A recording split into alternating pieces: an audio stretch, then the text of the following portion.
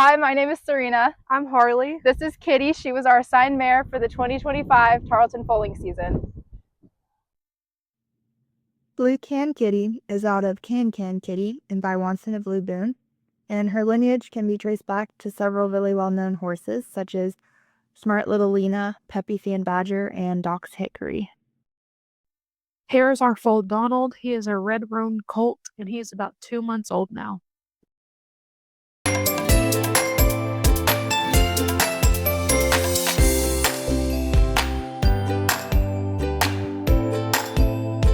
To determine the mare's due date, you can transrectally ultrasound and determine when her ovulation date was, and from that add 340 days to get the estimated due date, and then usually you add or take 20 days for the foal to be born.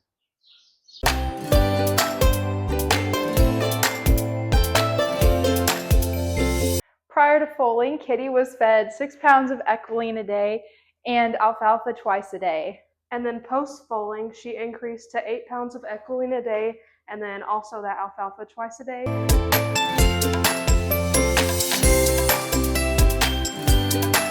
This is optional, but we use this for Kitty, and this is an equilumi mask. And what this does is shines a blue light into their eyes, and this stimulates longer days. And what this does is allows for earlier breeding and also potentially earlier foal birth. And this was proved to be true with Kitty because she foaled out 2 days before her due date.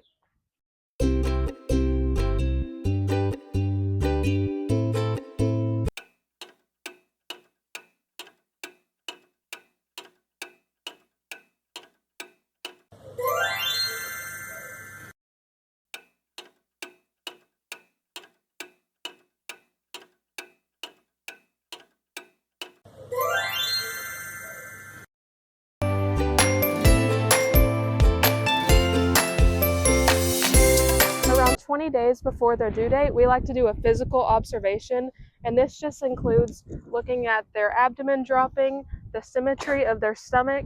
We do croup evaluation and then also udder evaluation, and then we're also going to want to look at their vulva and see if it's elongated or not, and we're going to show you how to do this. The thing that I'm going to do is come around and look at her udders, and once she gets closer to her due date, this bag will start filling up and those teats will point outwards instead of inwards. And then I'm going to go around and feel on her croup. And when she's hard right now, but when she's closer to her due date, this will soften up and you'll be able to tell. And then we'll come and lift this tail head up. And you can see right now, it's not elongated at all. But once she gets closer, this will kind of stretch down and her tail head will get a lot easier to move around. Right now it's pretty stiff.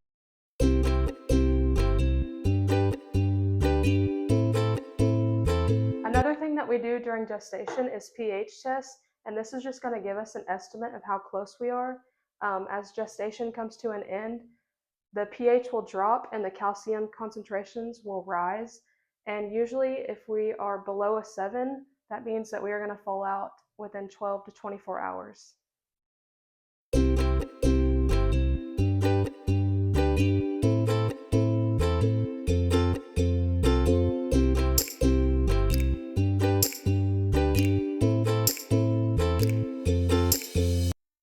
And here's Kitty's predictive fold the day that she foaled out, which was 2 days before her due date. And all those red squares indicate that her calcium levels were very high. We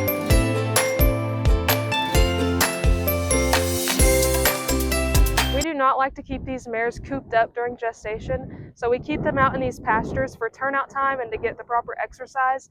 And then around 20 days before their due date, we'll move them into the runs. During the day, we typically turn these mares out to have free range, and then we'll bring them in at night, and these runs are where they stay and where we will watch from.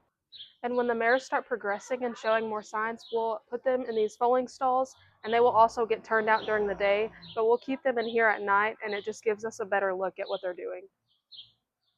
I'm just gonna pan the stall.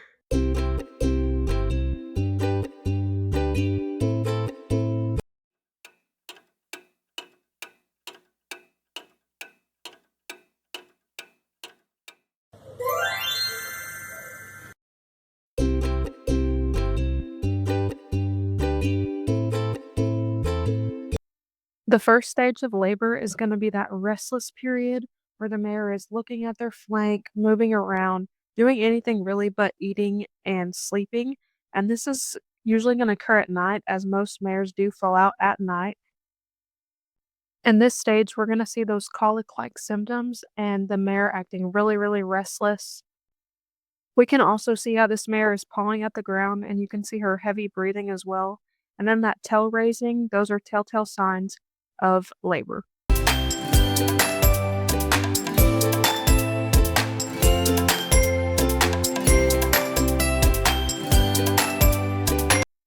Here in this video, we have Kitty in stage 2 of labor, and this is going to be the time the amnion breaks to when the foal is fully expelled. And she's doing it right here. We see the 2 front feet and the head coming out, and she'll lay down shortly after that video is taken. In this video, Dr. Martinez is helping this mare just because she was moving a little slower, and it's okay to help if we need to. And then here we're still in stage 2 of labor, and this is just when the foal is almost fully expelled, and we still have that amnion sac kind of covering them. But before this, we did make a little opening just to clear their nose and clear the membranes out of their nose.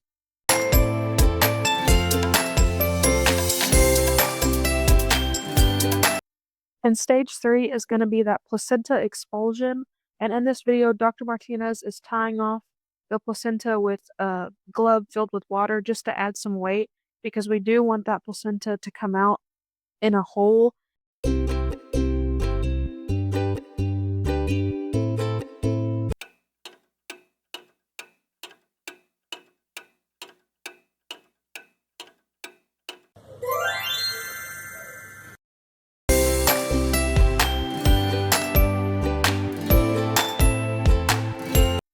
The 1, 2, 3 foal roll is made so that we can keep track of the foal's milestones and make sure that they're hitting them.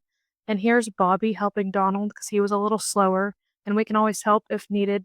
And then here's Donald taking his first few steps. He's pretty scrunched up, but as time goes on, they will look more normal.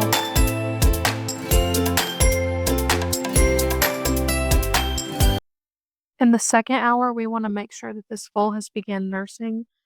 We want them to get that colostrum and all of those antibodies, and we want to make sure that we're hearing those gulps too to know that they're actually getting the milk in.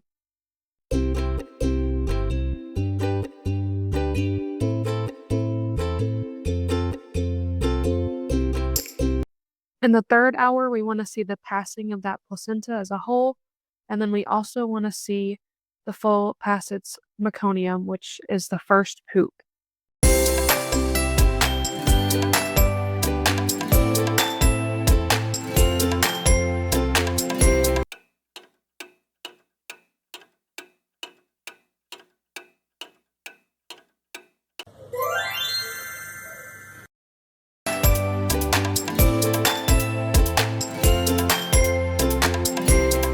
Here we have the placenta, which mirrors the mare's uterus, and we like to observe it to make sure that there are no rips, tears, discoloration, and here we're putting water in it to make sure that there's no holes. The hippomane is cell remnants from the yolk sac during development, and it generally comes out with the placenta.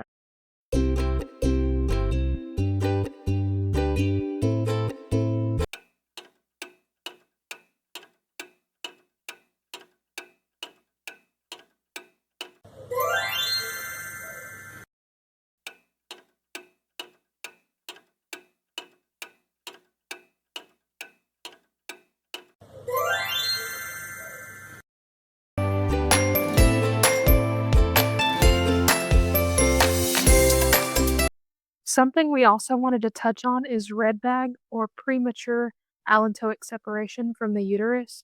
And this is just when the placenta does not invert. So essentially that foal is in a blind sac with no oxygen transport.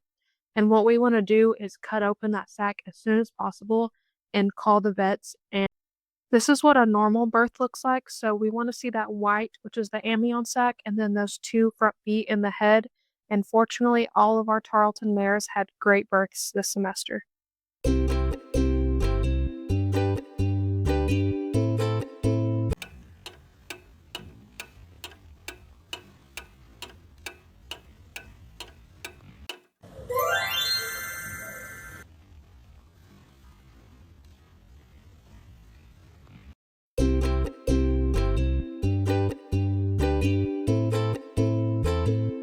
This is chlorhexidine solution. It's 1 part chlorhexidine, 4 parts water.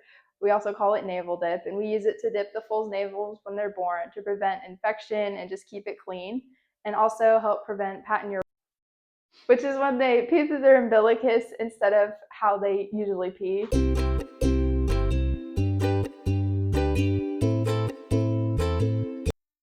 One thing that we do post-falling is have the vets come out and administer hyperimmune plasma, and this gives the foals the antibodies that they would receive from the colostrum. So we have one person holding the mare, one person holding the foal, and then the vet administering the plasma. And here Donald, he's loving all the scratches that the tech is giving him.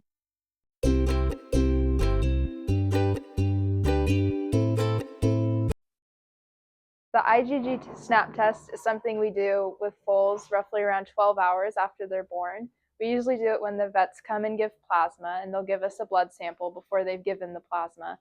And from that blood sample, we will then test for IgGs. Usually 800 or over milligrams per deciliter is the desired amount in a foal. If our snap test comes out as less than 400, this is going to indicate failure of passive transfer, and this just means that the foal did not receive the proper antibodies from the mom's. And for our Tarleton foals, we're going to do plasma no matter what, just to ensure that those foals did get their antibodies, regardless of the IgG snap test results. Here we have Donald's snap IgG test, and these results indicate that he does have the proper antibodies. I wanted to say thank y'all so much for watching. And we want to extend gratitude to Dr. Martinez and our classmates for making this class such an enjoyable learning experience. And also a big thank you to Reese's for being the best emotional support animal this semester. Yes.